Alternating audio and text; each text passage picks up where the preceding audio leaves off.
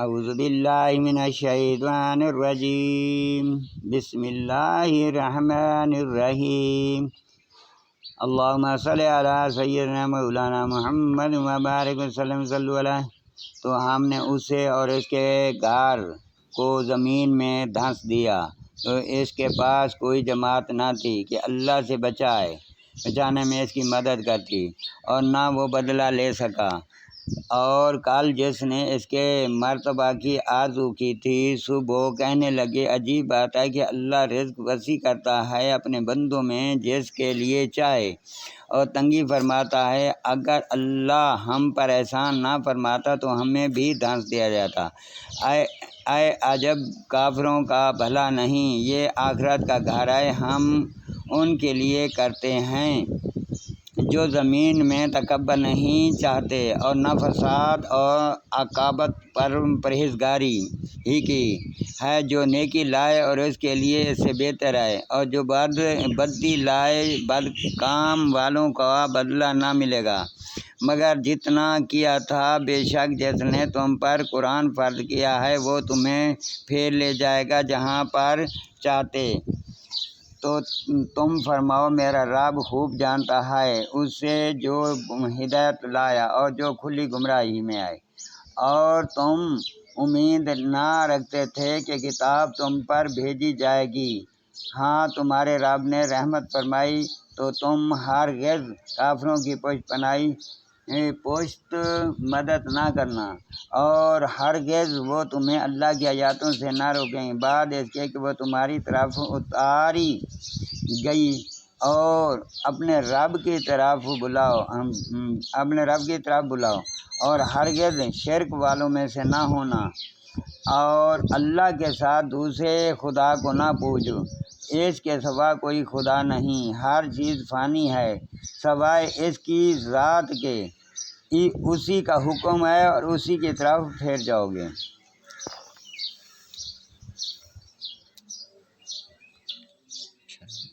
بنی اسرائیل کو جمع کر کے حضرت موسیٰ علیہ السلام کے پاس آئے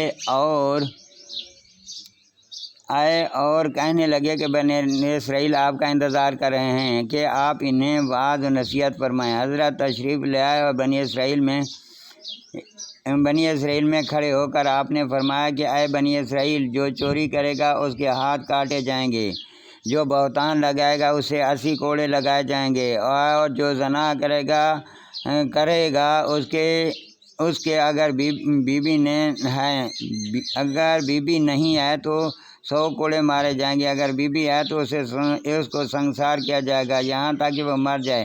قارون کہنے لگا کہ یہ حکم سب کے لیے ہے، خواہ آپ ہی ہوں؟ فرمایا خواہ میں ہوں کیوں نہ ہوں۔ کہنے لگا کہ بنی اسرائیل کا خیال ہے کہ آپ نے فلاں بدکار عورت کے ساتھ بدکاری کی ہے۔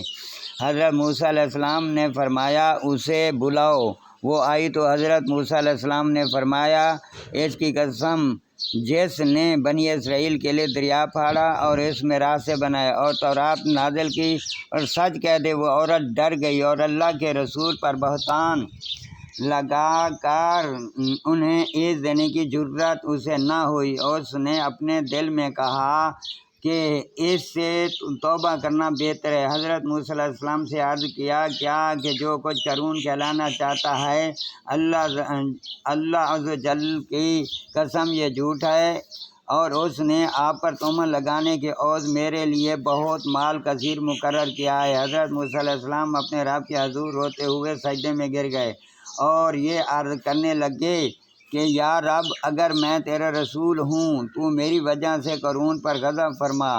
اللہ تعالیٰ نے آپ کو وحی فرمائی کہ میں نے زمین کو آپ کے فرما برداری کرنے کا حکم دیا ہے، آپ اس کو جو چاہیں حکم دیں۔ حضرت موسیٰ علیہ السلام نے اپنے بنی اسرائیل سے فرمایا اے بنی اسرائیل، اللہ تعالیٰ نے مجھے قارون کی طرف بھیجا جیسے فرعون کی طرف بھیجا تھا۔ جو قارون کا ساتھی ہے وہ اس کے ساتھ اسی جگہ ٹھہرا رہے، جو میرا ساتھی ہے وہ جدا ہو جائے۔ سب لوگ قارون سے جدا ہو گئے اور سوا دو آدمیوں کے کوئی اس کے ساتھ نہ رہا۔ پھر حضرت موسیٰ علیہ السلام نے زمین کو حکم دیا کہ انہیں پکڑ لو، انہیں پکڑ لے تو وہ گھٹنوں تک دھنس گئے۔ پھر آپ نے یہی فرمایا کہ کمر تک دھنس گئے۔ آپ یہی فرماتے رہے حتیٰ کہ وہ لوگ گردنوں تک دھنس گئے۔ اب وہ بہت منت و لحاظات کرتے تھے اور قارون آپ کو اللہ کی قسمیں اور رشتے و قربت کے واسطے دیتا تھا، مگر آپ نے اطاعت نہ فرمایا، یہاں تک کہ وہ بالکل دھنس گئے اور زمین برابر ہو گئی۔ قارون نے کہا کہ وہ قیامت تک دھنستے ہی چلے جائیں گے۔